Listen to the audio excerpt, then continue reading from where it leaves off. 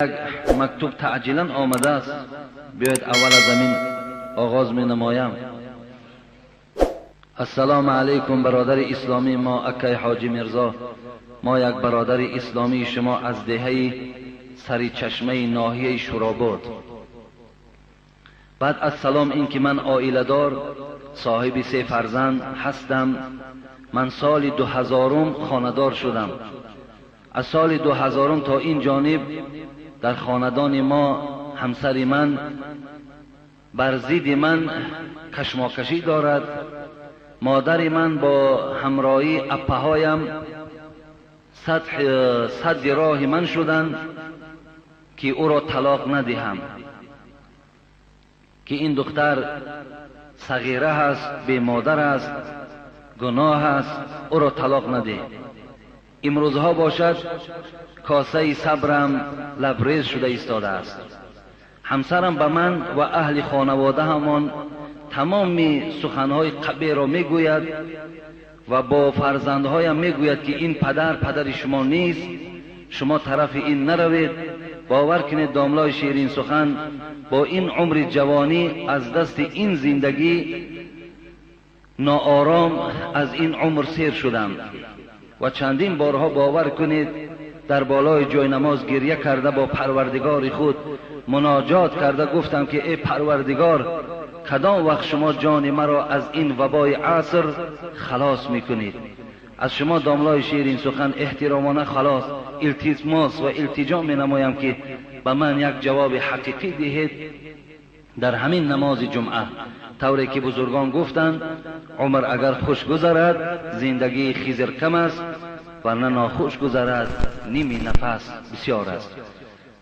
خب من زمستان در نماز جمعه روز 23 فوریه 2007 و شما مکتوب نویساندم، جوابش را نگرفتم. از شما احترامانه خواهش میکنم جواب مرا حتما گردان. الحال همین مکتوب آمده است.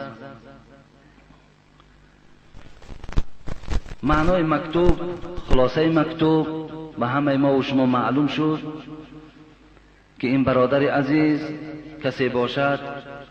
من از اصل واقعه اگرچه درکدارم نیستم، لیکن همین مکتوب اگر حقیقت داشته باشد، اگر آنچه این برادر میگوید معنا این است که از زن صالحه این برادر ما محروم است، از زنی که از خدا میترسد، از زنی که از شریعت میترسد، از زنی که قبر روز قیامت در پیش چشمش نیست. با این گونه زن این برادر ما حیات به سر برده ایستاده است. و چگونه ای که شما فهمیدید حتی در عمر جوانی هم از عمر بیزار شدم. بله این حقیقت دارد. چگونه ای که عزیز خدا را هم یاد کردن عمر اگر خوش گذرد زندگی خیزر کم است. بله در اصل حیات وقتی ناآرام باشد دیگر حتی عمر کو یک جانب طعام با لذت ترین طعام برای تو دیگر لذت ندارد. اگر بهترین خانه برای تو ساخته دهند با همه شرایط های حاضر زمان، لیکن در داخل خانه اگر این گونه زنی غیر صالحه وجود داشته باشد، این خانه هم برای تو هیچ گوی مقبولیت و هیچ لذت هم ندارد. بهترین ماشین اگر برای تو آورده دهند لیکن خانه ناآرام است، از جانب زن حرمت که نیست، این ماشین هم برای تو هیچ لذت ندارد. بله شاید در همین مکتوبه هایی که من دارم 50% شکایت است. 50%. چی گویم؟ افسوس. حبیب خدا میگوید لو كنت آمرا احدا ان يسجد لزوجه لامرت المرأة ان تسجد لزوجها تعظیما لحقه. چیکار کنیم؟ معلم ما، معلم بشریت محمد صلی الله علیه و سلم که نزول او رحمت برای عالمیان است، تعلیمات او برای مرد و زن فرض است، در سخنرانی می گفت که اگر انسان سجده کردن جایز می شد، هر آینه امر می کردم، وظیفه‌دار می کردم، سفارش می دادم تا که زنها شوهرهاشون سجده کنند. افسوس که سجده برای آدم درست نیست، افسوس که تعظیم برای آدم درست نیست. تعظیم و سجده فقط حق الله است، فقط حق الله است. و الا اگر به آدم اجازت میشد، این طایفه زنها باید شوهرهاشون سجده میکردند. به خاطر چی؟ به خاطر که خداوند الرجال قوامون علی النساء گفت، به خاطر که مردها مرتبه دارند، شرف دارند، قدر دارند نسبت به زنها. چیکار کنیم؟ معلم بشریت، بهترین معلم سخنرانی در این چنین بیان میکند. حضرت فاطمه مثل همین زنها زن بود و یگان گویم که جسم او یا ساخت او از یگان خاک دیگر نبود، ویم آدم بود. لیکن یک بار در حیات خود با علی روبرو شدن. این حدیث صحیح است. یک بار در حیات خود شاید که حضرت علی را به حرمتی هم نه، بلکه شاید که باور کنه نمیدانم یک میده ترین سهو یا غلط از فاطمه گذشت. ولی امروز جوانای ما میگوید، دامنای عزیز میگوید به تلفن، شاهدم برادرها در اینجا، من در میکروفون دایم گپ میزنم، برای گوشهام در من شدگیان. میگن داملا اگر زن دهن شوهر نام گیرد زن طلاق میشود یا نمیشود؟ دهن شوهر.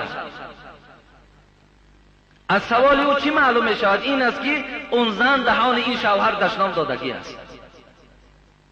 و سوی خدا پناه طلب میکنیم. از فاطمه این گناه گویم که جرم نگذشت، لیکن چیکار کرد؟ از خدا که میترسید، فکر آخرت که داشت، اطراف حضرت علی دور میزد، زاره میکرد: علی گناه مرا ببخش، علی سهو مرا ببخش، علی آن چیزی که از من گذشت با آب دیده زاره میکرد، مرا از گناهم گذر کن. وقتی این سخن به رسول اکرم صلی الله علیه و سلم رسید، رسول الله دوام به خانه دخترش فاطمه آمد. او کجا شد؟ این کجا شد؟ علی بچه عمک کجا شد؟ ابن عمی کی؟ او نمیدانم، بیرون رفت. وقتی رسول اکرم آدم روان کردن، گفتن حضرت علی در مسجد خواب است. رسول اکرم خودشان به پیش علی آمدن، خودشان به نزد حضرت علی آمدن. حضرت علی میگوید چهره مبارک شد بالای خاک مسجد گذاشتگی و خواب بود. لیکن رسول اکرم آمده با یک نوازش حضرت علی را بیدار کردن، گفتن قم یا ابو تراب، خیز ای کسی که در خاک تو آلوده هستی، خیز از جا. حضرت علی وقتی ابو تراب شنید، پدر خاک، همین کنیت و لقبی که پیغمبر به علی گذاشت بسیار علی را خوش آمد. تا آخر حیاتش میگو مرا ابو تراب گوید، زیرا پیغمبر خدا مرا این کنیت، این لقب در خوابم گذاشتگی بود. ببین حضرت علی را گرفته به خانه دخترش آمد. خیلی چهره پیغمبر ناراحت بود. حضرت فاطمه این حس کرد، چیکار کرد؟ گفت پدرجان، گفت تو از من ناراحت نشو، به خدا قسم یک سهو عادی ترین از من گذشت، گردی حضرت این علی 7 پیچ تاب میخوردم، زاره و تولا کردم، مرا بخشید، بعد از خانه بیرون شد. رسول اکرم با غضب گفت اگر فاطمه قسم بر آن خدایی که جان محمد در دست اوست، اگر زمان علی ناراضی باشد و تو از حیات گذری، من جنازه تو را نمیخوانم، جنازه تو نمیخوانم. اونم دختر بودم. ولی امروز تمام زنهای روی دنیا را جمع کن، به خدا قسم به ناخون فاطمه برابر نمیشود. به ناخونش. برای چی او زاره میکرده است؟ برای چی او تولا میکرده است؟ برای چی او خواهش میکرده است که مرا ببخش؟ برای چی؟ همه این به خاطر آن است که ایما امرأت ماتت و زوجها عنها راض دخلت الجنه. این اونا میدانستند قدم زن از دنیا گذرد و شوهر از او راضی باشد، 8 در جنت برای این زن گشاده است. این اوای میدانست. پیش حبیب خدا آمدن شکایت کردند، گفتن ای حبیب خدا زنها احترام ما نمیکنند. رسول اکرم گفتن لا تؤذی امرأة زوجها فی الدنیا الا قالت له زوجته من رحول العین لا تؤذیه قاتلك الله فانما هو عندك دخیل یوشک ان یفارقك الینا الیکی. بین حبیب خدا گفتن آزار ندهید، شوهراتان آزار ندهید، زیرا اینکه حورهای جنتی که برای این شوهرهای شما خدا آماده کرده است، در حق تو بر این زنی ناسپاس و ناشکر میگفت از قاتلک الله، قتل کنه تو را خدا، هلاک کنه تو را خدا. این شوهرها در پیش شما مهمان هستند، زود است که تو را ترک میسازد و نزد ما میآید.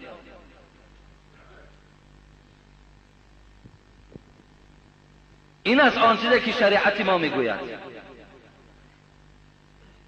به این خاطر این خواهر اگر جنت خواهد، راحت قبر خواهد، دیدار پروردگار خواهد، دیدار رسول اکرم خواهد، تا وفات تا مردنش باید که احترام شوهر به جا آورد.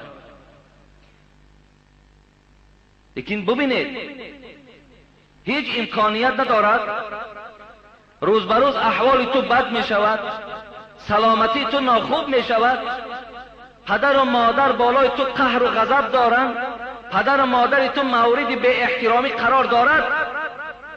آخی از آسمان نغلطیده است، به نامش 3 طلاق از خانه پیش کردن است.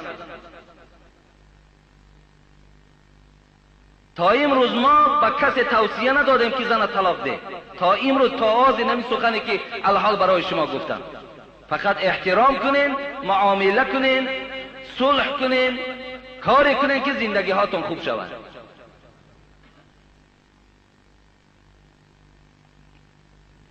برای من دادر عزیز اختیار داری. ببین میشیدگی است، با پند و نصیحت می شود. پند و نصیحت کن، معامله کن، زندگی کن. بین که نمی شود، مرحمت. جواب: تو ارزنده من نیستی. رو تو زیب شخصی داری که برابر خانه در آمدن به نام 100 دشنام، صدها شرطه دیگر، انا مرحمت تو آدم خوب میشوی.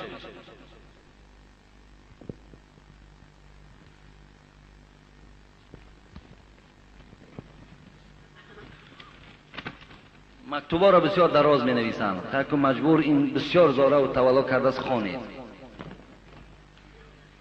السلام علیکم داملا حاجی میرزا. بعد السلامم خواهش از شما دارم که مکتوب دویم باره مرا از دست ندهید و در نماز جمعه خوانده در کسیت ضبط کرده جوابش را به همه معنی هایش گردانید.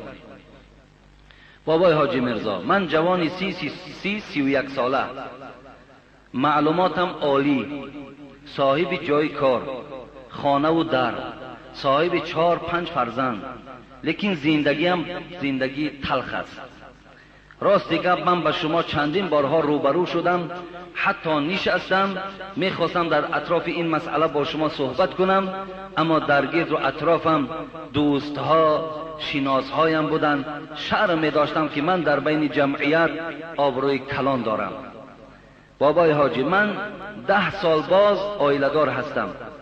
در قسمتم یک زن بدبخت سگ بوده است که تا حال مرا عذاب می دهد.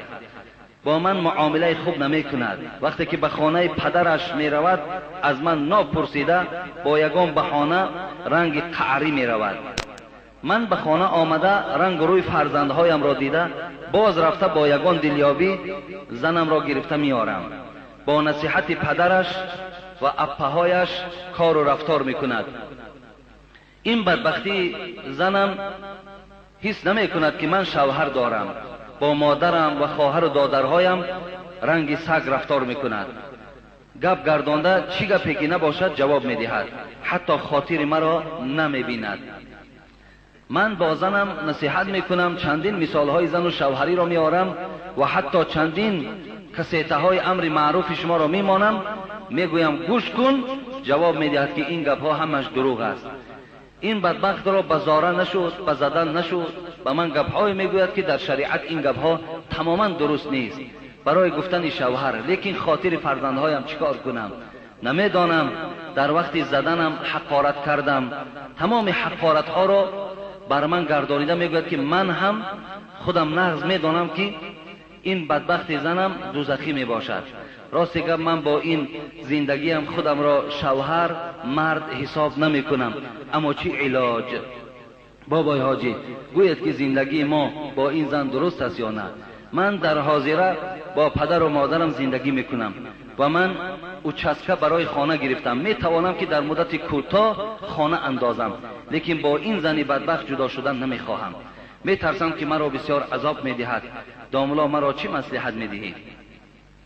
با من میگوید که از بحر شوهرم میگذرم و از بحر پدر و مادر اپا و اکم نی. از من دیده اولادهایش را بالاتر میداند. از گپ‌های شما بابای حاجی مثالش میارم، میگوید که اینها همش دروغ هستند. بابای حاجی میرزا به هر یک معنی کلمه های من جواب گردانید و آن نفرانی که این مکتوب مرا در نماز جمعه میشنوند خواهش میکنم که به من دعای کنید که این بدبخت زنم داند که شوهر چیست و چه خیلی بزرگ است. بابای حاجی بعد جواب این مکتوب با کسیت من با شما البته واخوری میکنم. ماه سپتامبر 2007 نویسنده بود است که چند روز بود خواب بود، دیگر موضوع ها من بودن. برادر عزیز و گرامی، اینم از مکتوب اوله، قریب که فرقیت ندارن. اینم شکایت از برای زندگی هست و دادر و برادر و اکه را از شوهر بالا داشتن.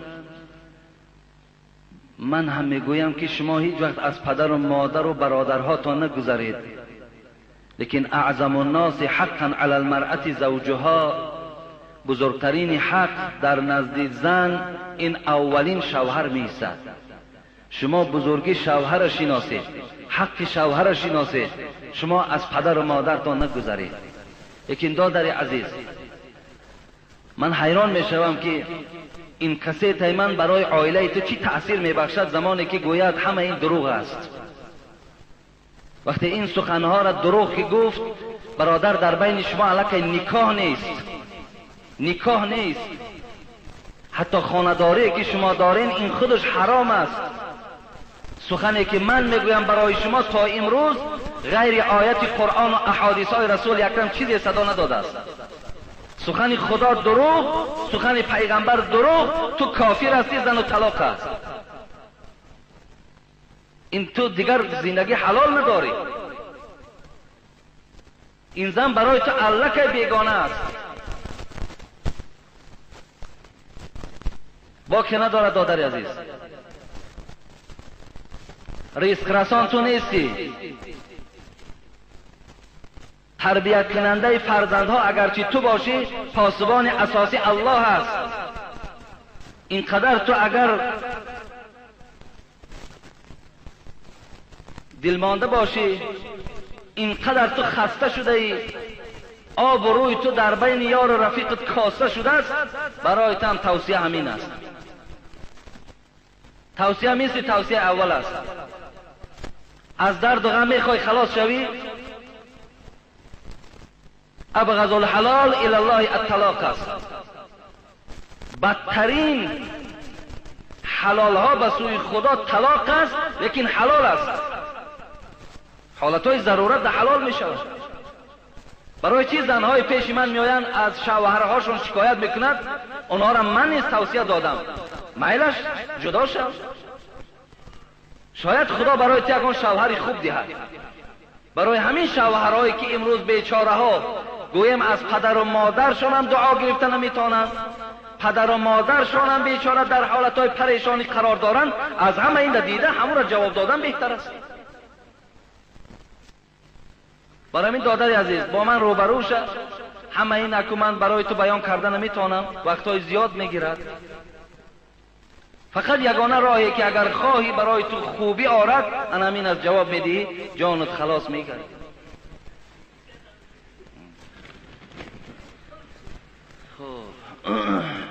رفیق داملای تاجیکان جهان، داملا میرزا که ما همه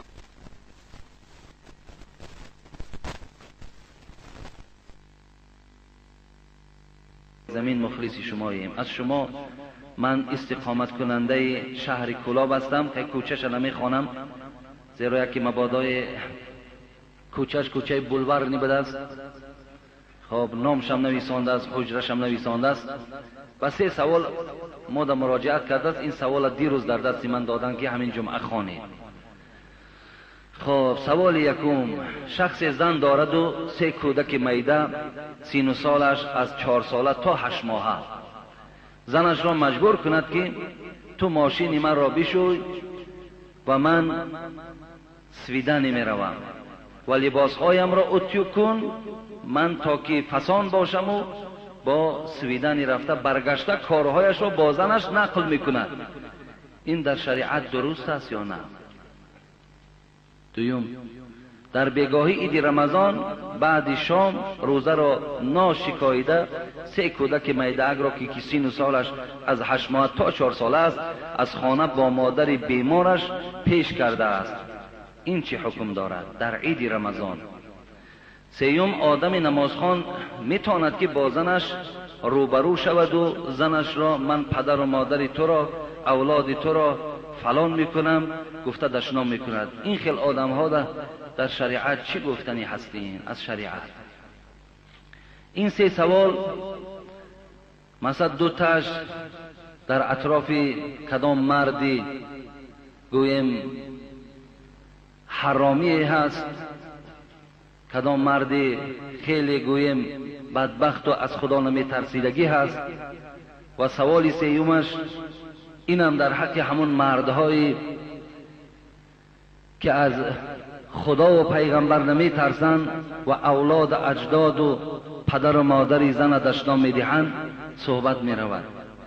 اولا دادرای عزیز، پدر و مادر زن دشنام ندهید، اولاد اجداد زن دشنام ندهید. پدر و مادر او اولاد اجداد او اولاد اجداد توست، پدر و مادر او پدر و مادر توست. بسیاری پدر و مادرهای هستند که نمیخواهند که دخترهای اونها این گونه سرکش و این گونه گویم که شوهرها را احترام نکنند. این خیل نیستن، اونا نمیخواهند، لیکن همون فرزند طبیعتش همون است. و این خاطر دشنام دادن شما در اسلام شما را فاسق میگرداند، شما گناهگار میشوین، از این هیچ پاداش نمیگیرین. زیرا رسول اکرم میگوید که زنها بالای شما حق دارند. یک حق شنمین است که ولا تقبح، شما زنها را دشنام ندهید، زنها را مورد تحقیر حتی مورد زدن قرار ندهید. این سفارش از جانب خدا و پیغمبر است. لیکن وقتی که شوهری که خودش را شاید که اکنون به غیرت گیرد، جسور گیرد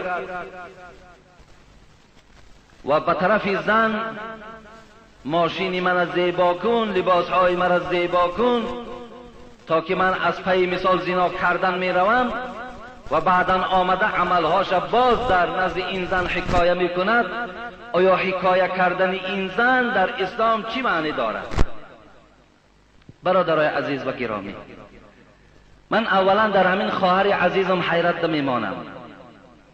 وقتی که تو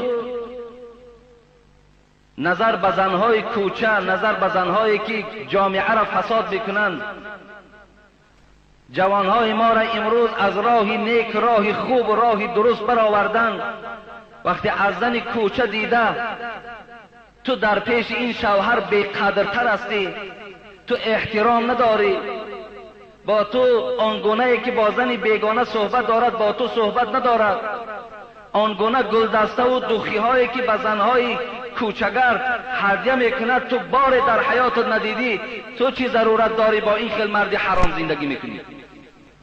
تو چی ضرورت داری؟ زیناکار باید زن زیناکار گیرد. و برای آدم حرام زن حرام در کار است. تو چی ضرورت داری؟ و تو میبینی قدر نداری، قیمت نداری. باور کنین به خدا قسم، همون جوانهایی که امروز در کوچه ها زنا میکنن، افلاسی میکنن، از نظارت دکتر گذرانشان یا سیفلیسن یا تریپرن یا سپیدن. در کوچه زنی آواز نیست. در یکی از این بیماری ها همین جوان ها گرفتار هستند. اگر زنی بیمارم که نباشد، خدا در قرآن ولا تقربوا الزنا انه کان فاحشة و ساء سبیلا، پروردگار از بالای 7 طبقه آسمان خدا با بندش مهربان است، خدا بندش دوست می‌دارد. چیزی که به ضرر بنده است، به خطر بنده است، خدا از بالا ما را خبر داد. به زنا نزدیک نشو، نزدیک به زنا نشو. ولا تقربوا الزنا، بین خدا ولا تزنوا نگفت، زنا نکن نگفت، بلکه به زنا نزدیک نشو، زیرا این بدراهی است، خطر دارد.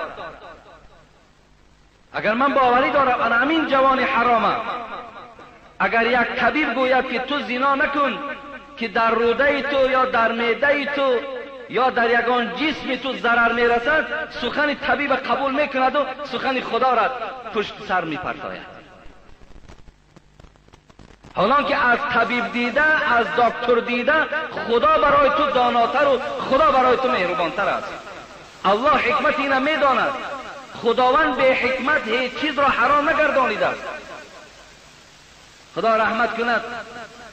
حسین واعظ کاشفی را در تفسیر حسینی میگفت که تو را رحمان همه گوید که ای مومن مخور باده. بین خدا از بالای 7 طبقه آسمان میگفت این الخمر والمیسر اینا رجس من عمل شیطان، عرق نخور، قماربازی نکن، بت پرستی نکن، پیش فالبین نرو، اینا پلیدن، عملهای شیطانن. میگوید سخن این را چکار میکنی تو؟ تو را رحمان همه گوید که ای مومن مخور باده. خدا میگوید عرق ننوش. تو را ترسا همه گوید که در صفرا مخور حلوا. ببین مقایسه را ببینیم. میگوید وقتی که نزد طبیب رفتی، طبیب برای تو گفت که الحال ما تو را معاینه کردیم، تو کسل قند بوده ای یا کسل معده بوده ای یا کسل جگر بوده ای، زنهار یک عرق ننوشی. در همون ریسپتش، در همون گویم که کاغذی که برای طبابت تو میدهد همونجا می نویسند که مبادا به عرق نزدیک نشو که جگر درد میکند، روده ها تا زلال میتد، معده تا میسوزاند و دیگر. حضرت حسین واعظ کاشفی چی گفت؟ ببین سخن طبیب ببینین و سخن رحمان ببینین، کدامش قابل قبول شد برای آدم نادان، برای آدم نافهم؟ نمیمانی زنادانی برای گفته رحمان، بمانی شهد و شکر را برای گفته ترسا.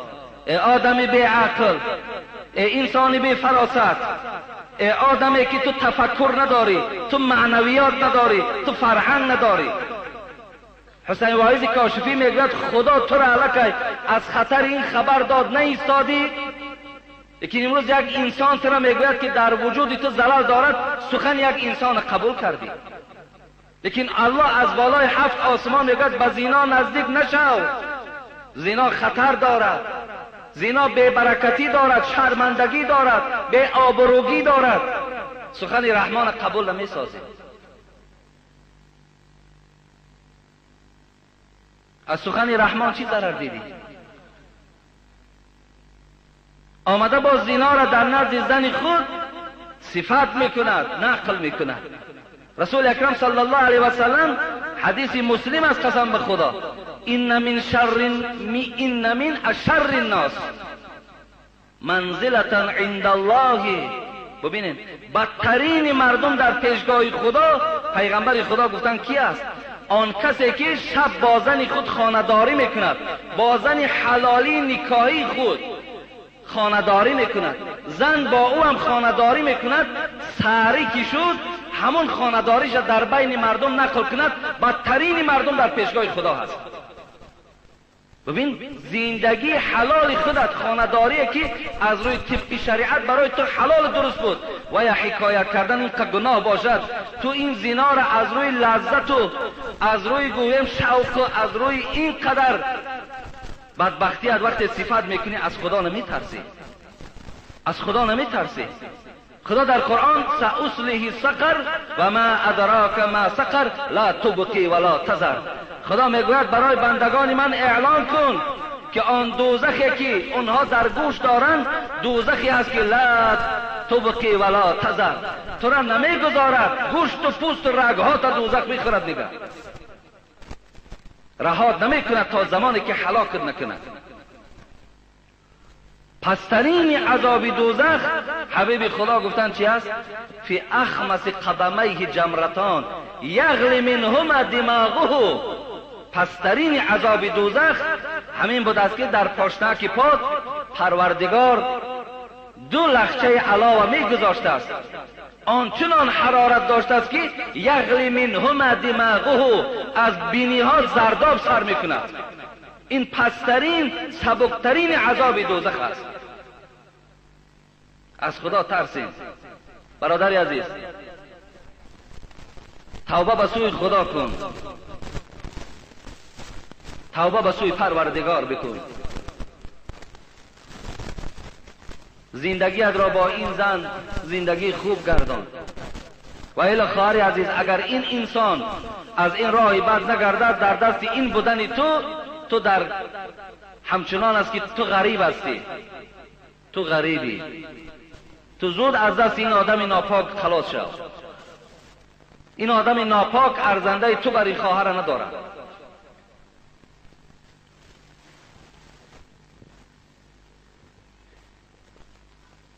برادر عزیز و گرامی، همه شما امروز وضعیت میدانید، کوچه را میدانید.